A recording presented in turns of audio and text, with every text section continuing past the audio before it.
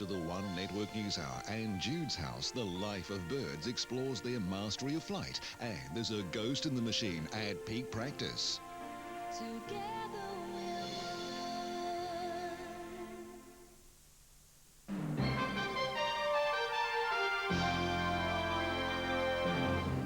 Good evening, New Zealand. Leading your news hour, the deadline for a Kosovo peace deal is just hours away, with NATO forces ready to strike at Serbia. A fond farewell for the ship that shadowed Mururoa's protest fleet. The weird and wonderful display their winning ways in Wellington. And the South African captain holds out as the Black Caps recapture their winning ways. What a catch!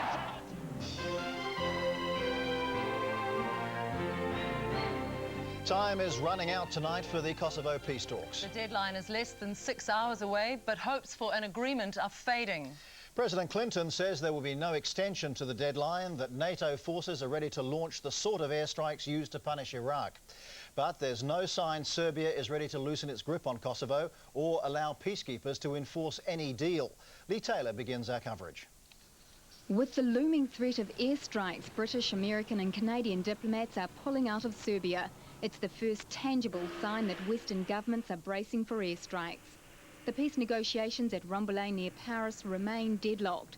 The mood is gloomy as the sky, as delegates locked away in the chateau, fail to make progress. President Clinton, with support from France's President Chirac, says Serbia has a clear choice. I think it would be a mistake to extend the deadline. If there is an effective peace agreement, NATO stands ready to help implement it.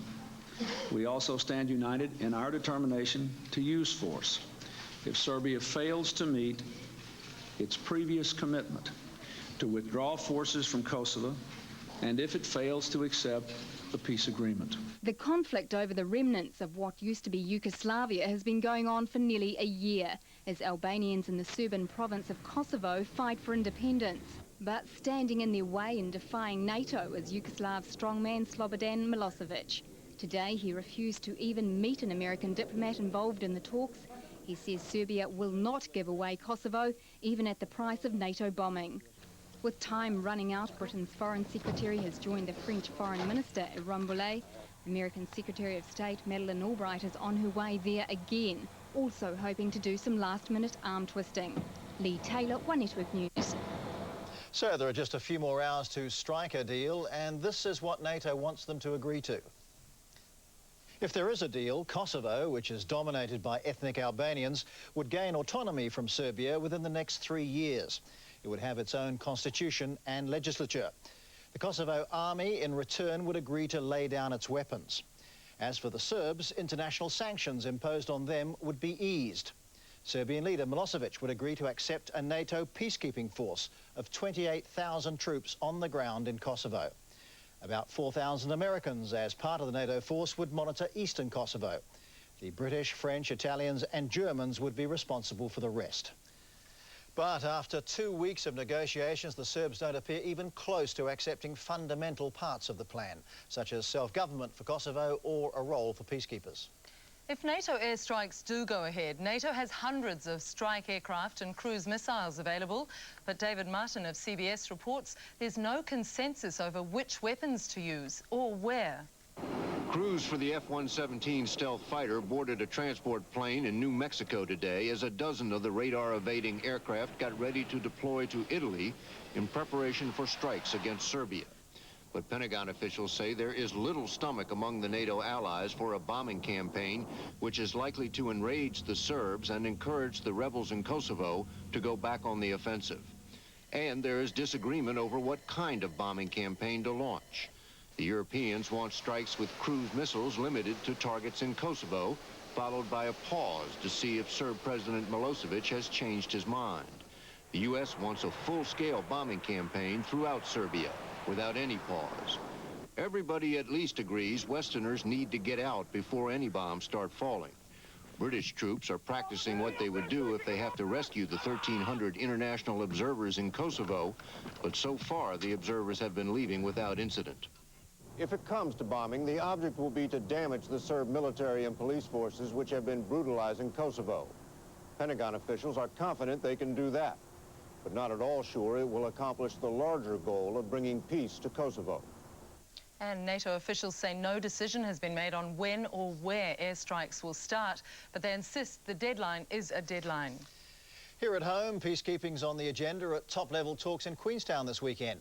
Australian Prime Minister John Howard flew into Queenstown this afternoon for a regular catch-up with Jenny Shipley and a little sightseeing.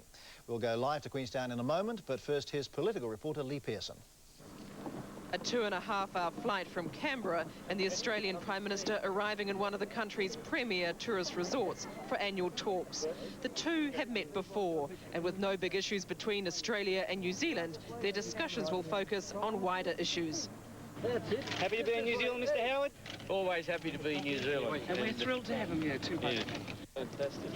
With New Zealand to host APEC leaders in 7 months' time, APEC a natural talking point. New Zealand, of course, will be in the chair this year, and I'm very keen to work with Mrs. Shipley, and I know that Australia will want to do all it can to make it a very successful meeting, and I'm sure it will be. Australia is preparing to host the Olympics next year. New Zealand has APEC, the Millennium and the America's Cup. Jenny Shipley wants the two countries working together to get tourists down under. I'm looking forward to seeing that we take the chance to plan to see that our events and the events that are going to happen in Australia over the next 18 months or 2 years, that if there are any ways we can boost tourism into the Australasian region. East Timor is Australia's biggest foreign policy concern. Now with Indonesia talking independence for the East Timorese, John Howard sees Australia and New Zealand side by side in a possible peacekeeping force. It's a regional issue, and just as we work together in relation to Bougainville, then the same thing applies. I think it's premature to say what involvement is required, but certainly if peacekeeping is required, then it's something New Zealand has always wanted to contribute. The two Prime Ministers now are at Queenstown's Millbrook Resort, where their talks will continue over dinner tonight. And of course, those talks won't be all formal, they'll be informal too. These leaders know each other well, and they'll be sharing their experiences on political issues and political management. They won't be telling each other how to do things, but they'll be talking about coalitions and also how to manage and organise and run errant and problematic MPs. Mr. Shipley's had her own experience of that just this week. Lee, apart from all of that, what other big formal issues will they be talking about? Richard, APEC is the overriding issues for these two leaders. Remember, it was the Australians who invented APEC. They feel that it's been a little bit quiet and not too successful lately, especially in Kuala Lumpur. They want to revive it. They want it to be successful. They want it to survive. That is Jenny Shipley's job, and of course she wants to achieve that too. Well, as you said, it's not going to be all formality. They're meeting in Queenstown. What else are they going to be getting up to? Well, tomorrow more talks and, of course, a few nature walks and a look at the scenery for Mr. Howard before he steps on a plane and heads to Wellington. On Monday, there'll be a formal welcome at Parliament, and he'll spend an hour with the Cabinet in the morning before heading back to Canberra. Lee, thank you. Lee Pearson reporting live from Queenstown. Hundreds of people farewelled an old friend of New Zealand today. The Navy's research ship Tui was scuttled off Northland's east coast near Tutukaka to begin a new career as a tourist attraction. Hewitt Barnsley was there. A steel corpse waiting for burial at sea. Her Majesty's Navy ship Tui. It's a graceful way for a ship to go instead of being towed over the other side of Auckland and cut up into razor blades. A huge flotilla arrived in its hundreds to say goodbye, some getting there whatever way they could. Veterans of the air, old Harvard trainers, formed an aerial guard of honour. She was a lovely vessel to drive and take alongside. Tui was leased from America, and America's ambassador delivered the final rites, detonating fireworks on the deck and blowing open the valves that let the sea pour in below them. 30 minutes before Tui started her last and shortest voyage, 32 metres to the ocean floor, ending 29 years of service to New Zealand. The Tui began her career in the Navy as a floating laboratory. She ended it as a mother hen, keeping an eye on a brood of New Zealand protest boats at Mururoa and keeping an eye on the French security forces to make sure they played by the rules as well. Tui never fired a shot in anger, not even while on patrol at Mururoa Atoll, where the French were holding their nuclear tests. The closest she got to a fight was when Government MP Brian Neeson and his Labour rival Chris Carter were ordered from the bridge after a political spat. Even the Americans continued to lease Tui to New Zealand when our defence ties almost collapsed over our anti-nuclear policies. If we have to sink a ship, you know, which most navies don't like to do, This is a real good use for a ship that's being retired and leaving active service. Tui will have a new role below the waves. She's now an artificial reef, attracting fish and divers and hopefully millions in tourist dollars to the region. She was always out there working hard, whether it be for the Navy or the Defence Scientific Establishment. She got on and did her job. Gone, but certainly not forgotten. Ewart Barnsley, One Network News. And the Tui is not the first ship associated with our anti-nuclear stand to be scuttled in Northland. In 1987, the Rainbow Warrior was deliberately sunk in Matauri Bay 2 years after it was bombed by French agents. The former Greenpeace vessel has become popular with divers. And while one boat was going down today, an exercise was underway to try to stop the same thing happening to others. It included timely advice for competitors in the Round the North Island two-handed yacht race, who set off tomorrow. Kay Gregory reports.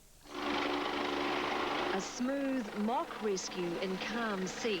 A little different to Isabel Ortissier's drama in mountainous seas during the Round Alone race, rescued after her boat capsized last week. Today, yachties in the Round the North Island race were reminded about what could be waiting out there. Adjust your barometers to read those.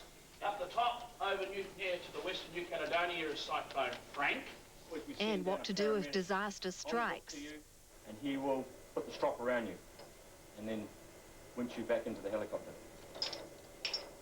And a message too from New Zealand's best-known yachtie, Think Ahead. Really, really severe weather, you have to sort of go with it.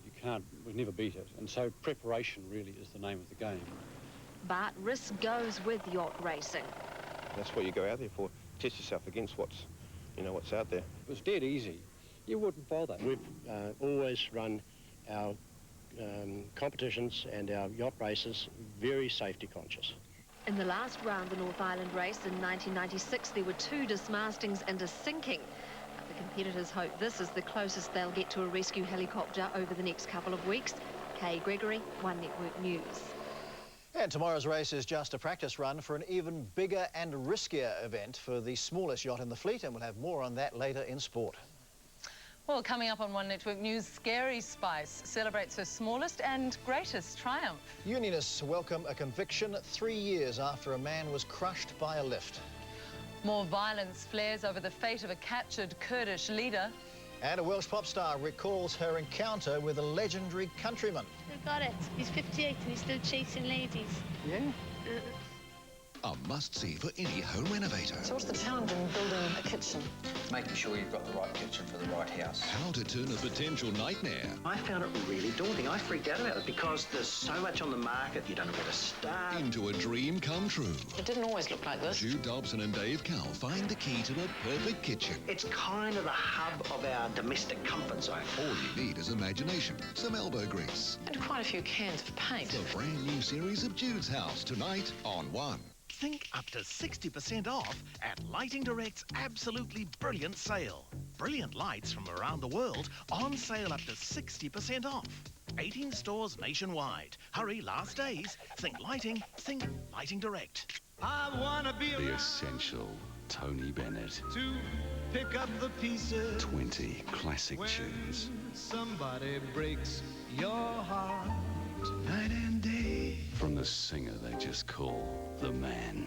Day and night. Is the all-new Hot Spring Portable Spa has one more which is extra special. A huge $1,000 factory rebate. Yes, $1,000 off as a special introductory offer. So, see Hot Spring Spas and order yours now. Going on a hot date or something? No, we've got the sponsors ambassador here today from the Bank of New Zealand, so tidy the place up a bit. Come on, Don. What would a banker know about cricket anyway? Be surprised. G'day, Don. How are things going? Well, you know, Sir Richard, it's hard getting good help these days. After you. Hey, thanks for that tip about coming off the short run. No problem. How can we beat the South Africans? Bank of New Zealand, official sponsor of international cricket. London, Paris, or Rome. From just $1,749 per person return. Exclusive to budget travel with Korean Air. Call 0800 80 80 40 and ask your budget travel consultant for details.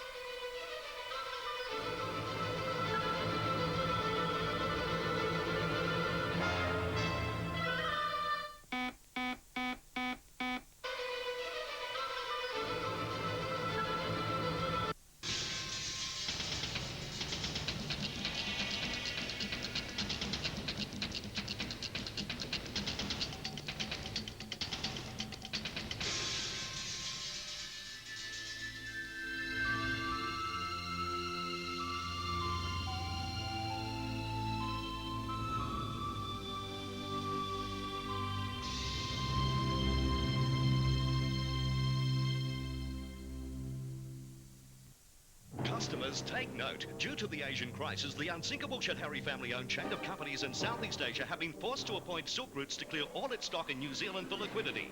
For this week only, the loyal staff of Silk Routes will help clear all existing stock. All stock has to be sold. Minimum 60% off and up to 80% off all competitive prices. This could be the first and last sale in Christchurch at one big location. Silk Routes Artefacts and Carpets, 359 Lincoln Road, Christchurch. Sale ends 6 p.m. Monday.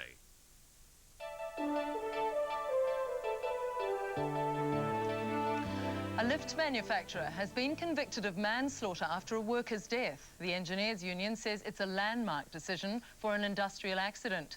Robert Vaughan was found guilty of causing the death of an electrician who was crushed by one of his lifts 3 years ago. Lee Taylor reports. The faulty service lift was installed here at Bakewell Bakeries in Otahuhu. Athy Kearney was working underneath it when it plummeted onto him, crushing him to death. A jury last night decided the lift manufacturer, Robert Vaughan, was responsible for his death. The verdict's been hailed as a landmark decision. It's very unusual. We haven't had any manslaughter charges that I'm aware of for this kind of workplace fatality. So it's very impressive that the police undertook the prosecution. The Crown had alleged that the lift was seriously defective in a number of critical areas, causing a metal rope to snap. It said because Robert Vaughan had hands-on control of the design, manufacture, installation and maintenance of the lift, he was responsible for Mr. Purney's death. I think it's going to make employers sit up and take a bit of notice that they could personally be held responsible. Vaughan's conviction has greatly relieved the Purney family, who say after 3 years of waiting, they now feel justice has been done. Vaughan's been remanded on bail and will be sentenced in 3 weeks. Lee Taylor, One Network News.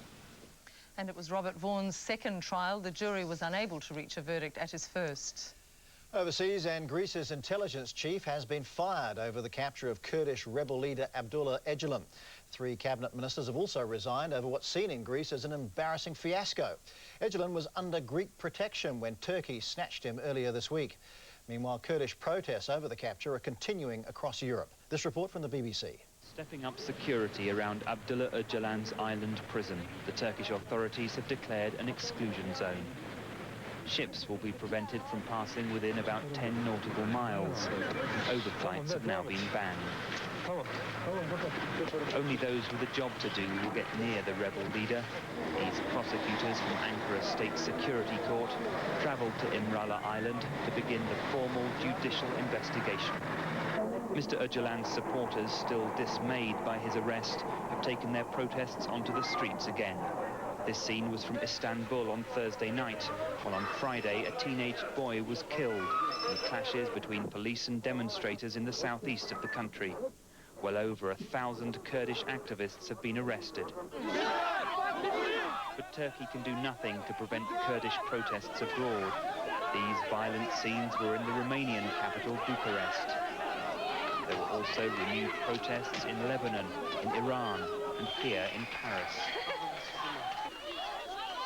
The Turkish Prime Minister is offering economic incentives and urging members of the PKK to take advantage of an amnesty law, which he hopes Parliament will pass after elections in April. But Turkey isn't offering any political concessions. It believes these pictures are a sign of its victory. A scary experience for one of the Spice Girls today, the birth of her first child. The little girl arrived 3 weeks premature, weighing 2.5 kilograms. Scary Spice, Mel Brown, and her dancer husband have named their new daughter Phoenix Chi. We're told Phoenix means fire and Chi means aura. Posh Spice is due to have her baby soon. Well, for years, Welsh pop music meant Tom Jones and Shirley Bassey.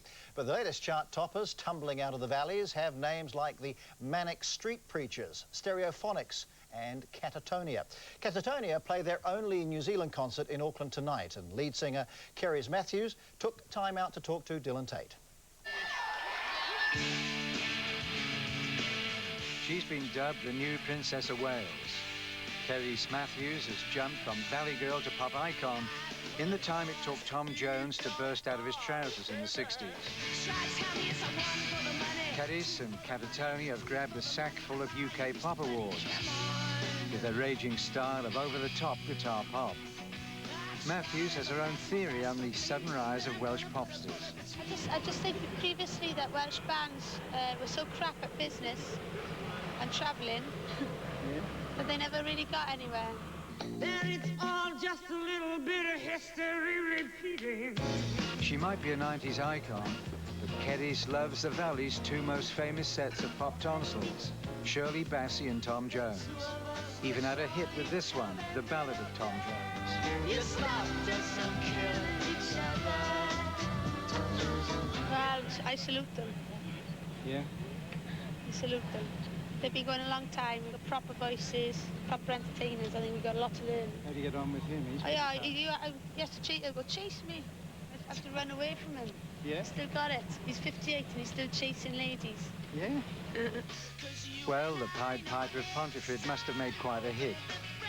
Kerris records a duet with the famous Welsh Lothario next month. Bill and Tate, One Network News. And Catatonia on tonight at Auckland's Power Station. That's if Tom Jones doesn't chase her away. I like what he said. He's still got it, like you, Richard. Coming up, an odd kind of Olympics captivates the capital. Teenagers take New Zealanders to task over child abuse. Later, the dodgy demise of a national hero who then becomes crowd controller. And why an ambitious sailor's boat is all cut up. For years, man made attempts to fly, and eventually we did, but never with the agility, skill, and precision of this creature.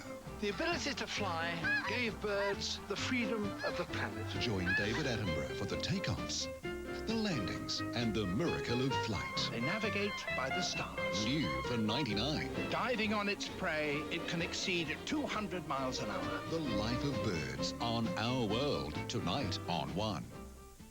Don't miss out. Tomorrow only there's at least 20% off just about everything in store at Briscoe's. At least 20% off every sheet, pillow, duvet, towel, rug and curtain. At least 20% off every saucepan, non-electric fry pan and coffee maker, kitchen utensil, all cutlery. At least 20% off every plate, cup, platter and bowl, all crystal, glassware and Pyrex. At least 20% off every suitcase, briefcase, backpacks, all lights, prints, mirrors and photo frames. Tomorrow only Briscoe's has at least 20% off just about everything. The new Nissan Pulsar comes loaded with extras, including air conditioning. And for February, you can buy a new manual or automatic Pulsar from just $22,995 drive away. That's automatic for no extra cost.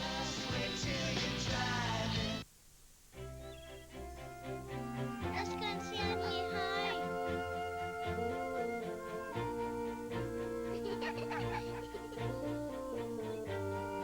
He's my word.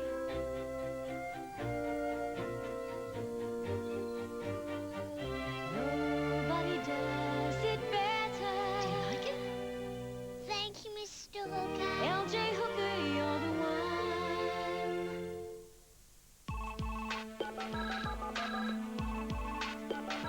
one. Bank of New Zealand mobile managers are ready. Whenever you are and wherever you're at. Right now, you can get a home loan at a smart rate.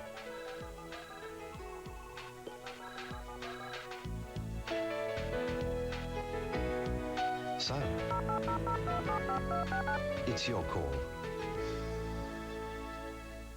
For the first time ever, 20 5-star Sheraton hotels on sale.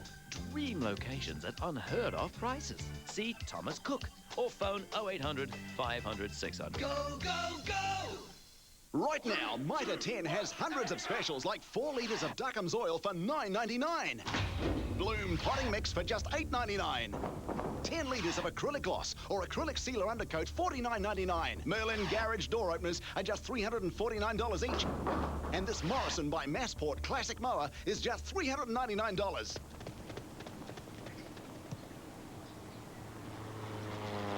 The Mitre 10 annual sale. Everyone will be there. Call anyone anywhere in New Zealand this Saturday, pay no more than $2 for the entire call and be in the draw to win a ride with Team New Zealand when they sail in the Road to America's Cup Regatta on the 6th of March next month. Only on this Telecom $2 Saturday. The new Nissan Pulsar comes loaded with extras, including air conditioning. And for February, you can buy a new manual or automatic Pulsar from just $22,995 drive away. That's automatic for no extra cost.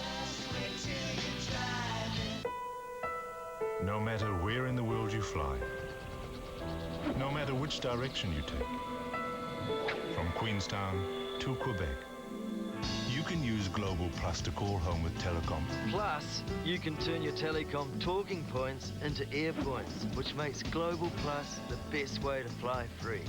Well, the second best. Global Plus from Air New Zealand. It's not just a credit card. It's the fastest way to earn air points.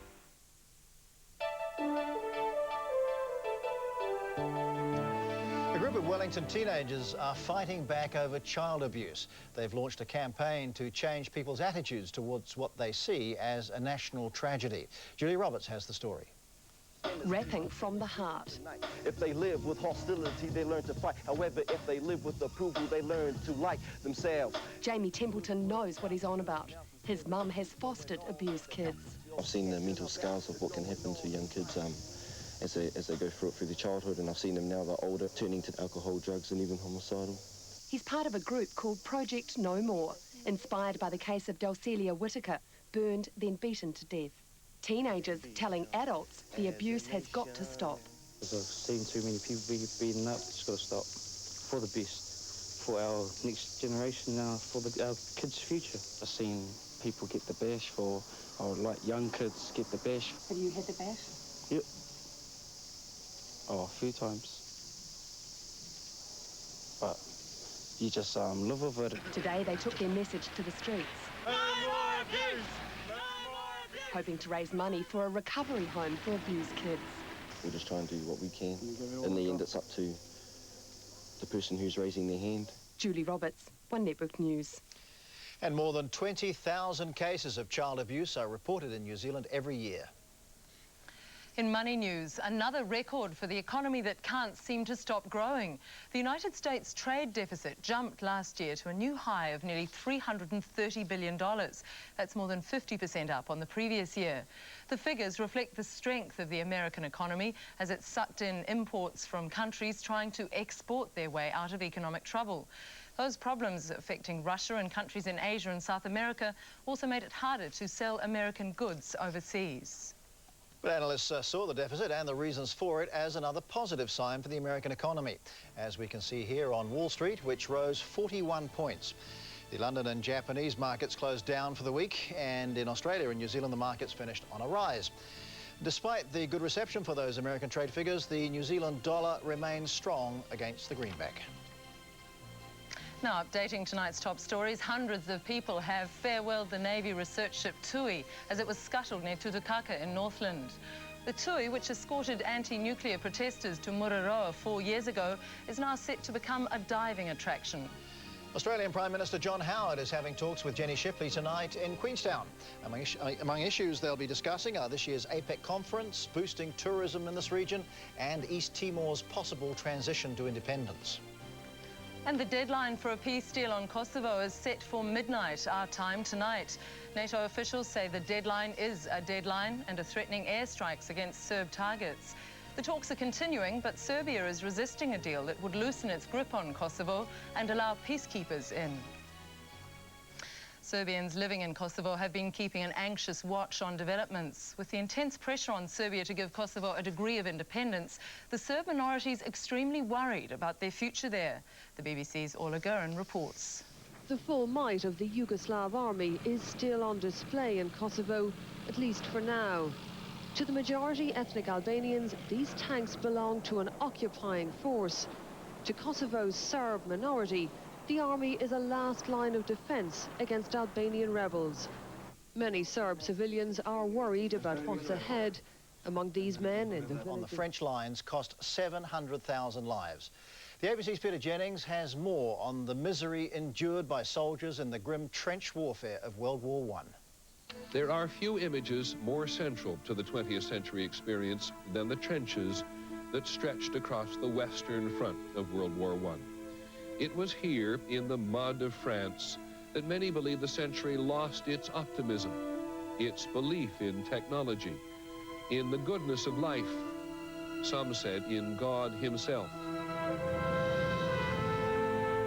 After the hostilities broke out in August 1914, men who'd been raised to think of battle as a noble enterprise had expected to join in a gallant adventure. But technology had already shattered the nature of war, and thanks to an American invention, the machine gun, the combatants of World War I would be the first to experience the change. With that one mere soldier could sit there and murder people en masse. That was something quite new in warfare. The machine had taken over. You could say that the 20th century begins at that moment. Each side dug into the trenches and waited, living for months on end with death just over the top. The fighting consisted of sporadic, anonymous skirmishes across an undefended battlefield called no man's land. The shock to the troops was overwhelming.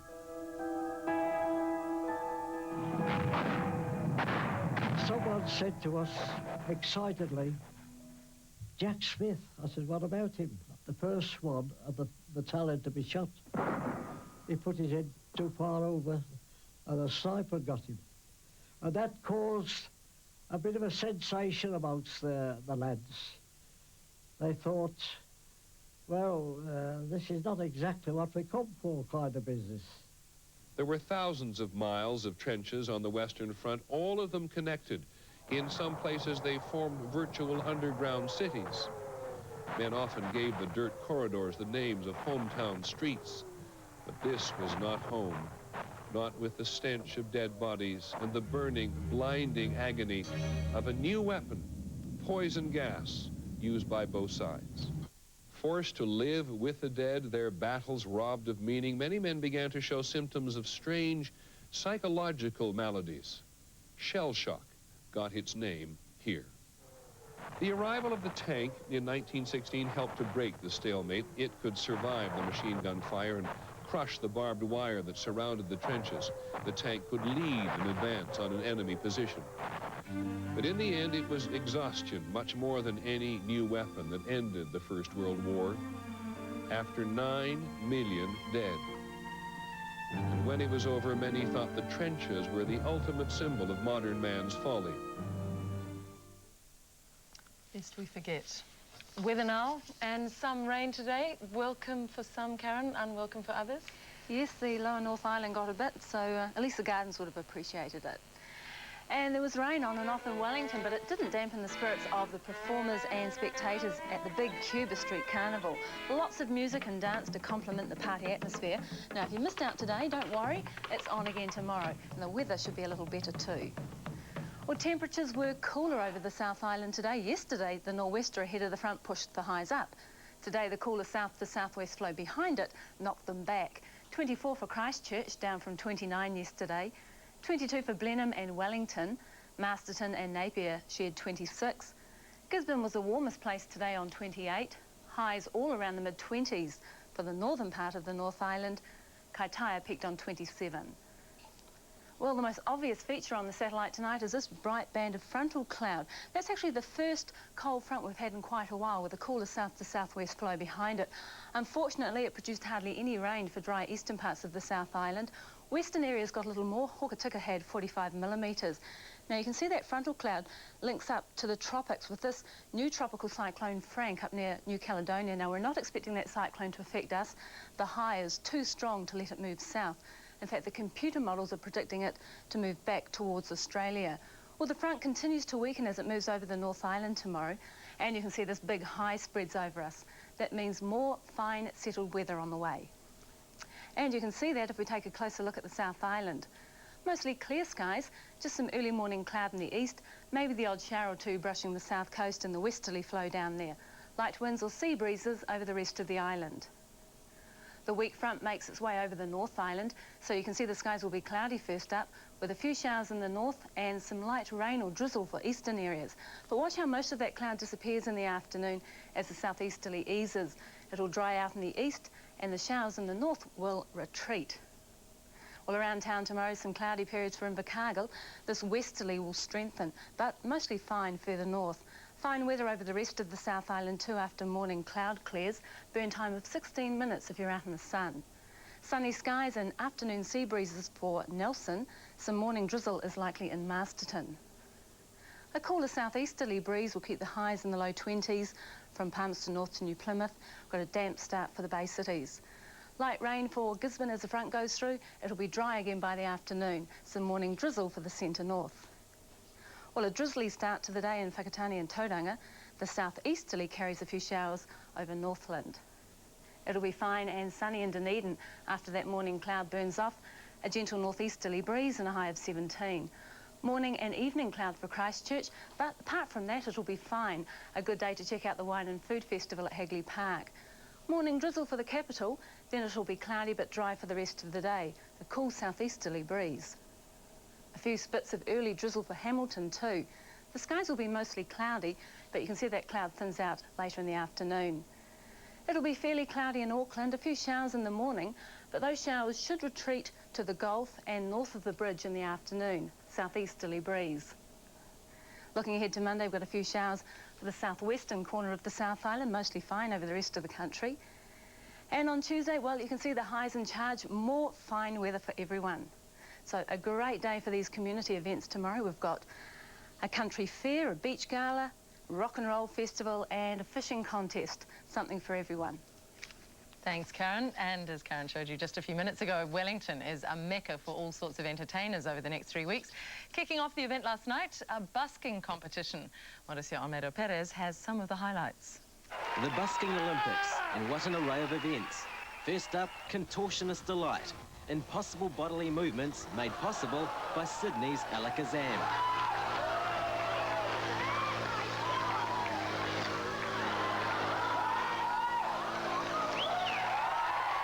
And don't try this with your coat hangers, as Barto, the Belgian busker, is an expert.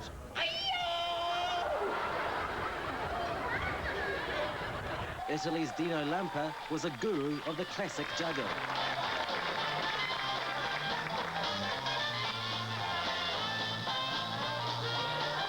In fact, just about anything could be tossed around.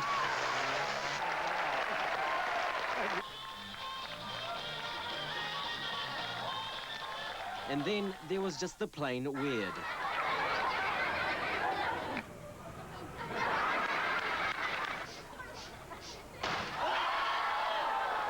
The cycling proved to be an uneven affair.